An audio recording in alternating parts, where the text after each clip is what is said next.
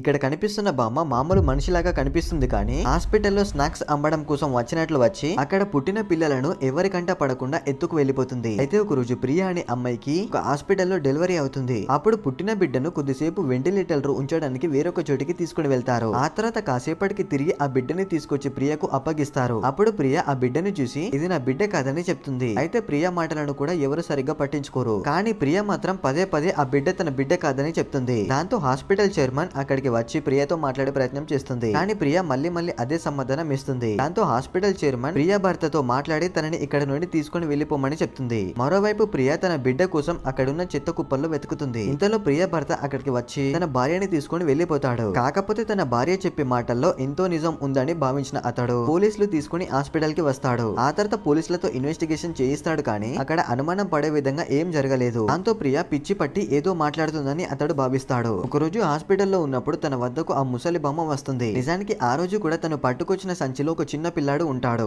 ఆ సమయంలో బామ్మ అక్కడి నుండి వెళ్లిపోతుంటే తనకు సాయం చేయడం కోసం పిల్లాడు ఉన్న బ్యాగును బామ్మకు అందిస్తాడు. అలా బామ్మ కొద్ది దూరం వెళ్లిపోయిన తర్వాత ఎందుకని బ్యాగు అంతగా బరువు ఉందని అతడు అనుమానిస్తాడు. అయితే తన అనుమానం నిజమయ్యే విధంగా సంచి నుండి చిన్న పిల్లాడు చెయ్యి బయటకు వస్తుంది. వీడియోని సెలెక్ట్ చేసి పాడు కోసం కామెంట్ చేయండి ఫ్రెండ్స్.